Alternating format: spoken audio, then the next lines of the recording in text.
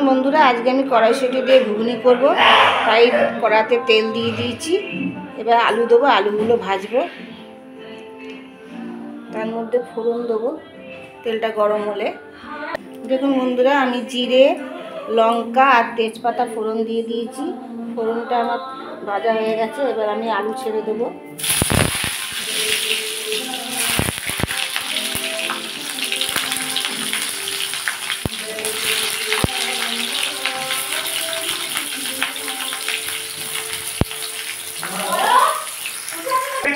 এবং পেঁয়াজও দিয়ে দেবো, আলু পেঁয়াজ একসাথেই ভেজে নেব।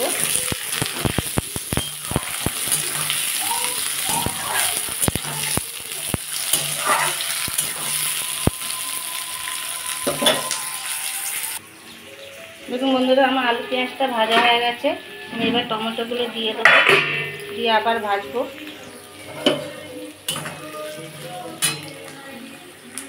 দেখুন বন্ধুরা, আমার আলুটা এগুলো সব ভাজা হয়ে গেছে। আমি একে একে মশলা দিয়ে দেবো। এই আদা রসুন পেস্ট,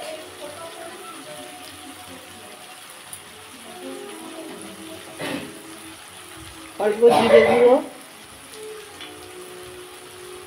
1 চামচ লঙ্কার গুঁড়ো,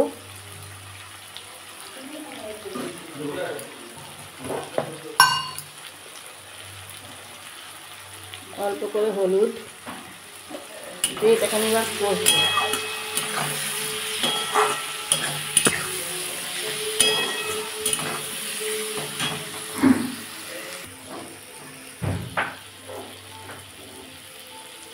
আন্দাজ মতো নুন,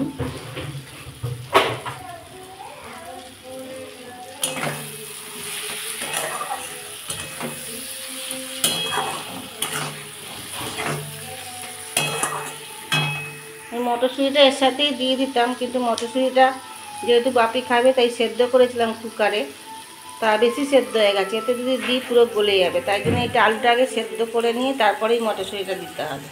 দেখুন বন্ধুরা, আমার আলুটা কষা হয়ে গেছে, তেলও বেরিয়ে গেছে। আমি এবার জল ঢেলে দেবো এই আলুগুলো সেদ্ধ হওয়ার জন্য।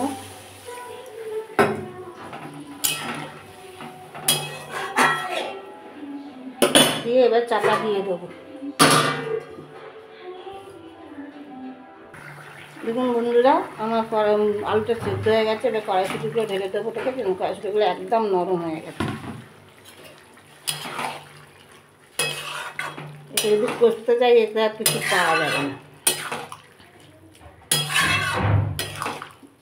আমি আবার এতে একটু গরম জল দিয়ে আবার একটু ফোটাবো। দেখুন বন্ধুরা, আমার কড়াইশুঁটি ঘুগনি মোটামুটি হয়ে গেছে। আমি ধনে পাতা দেবো,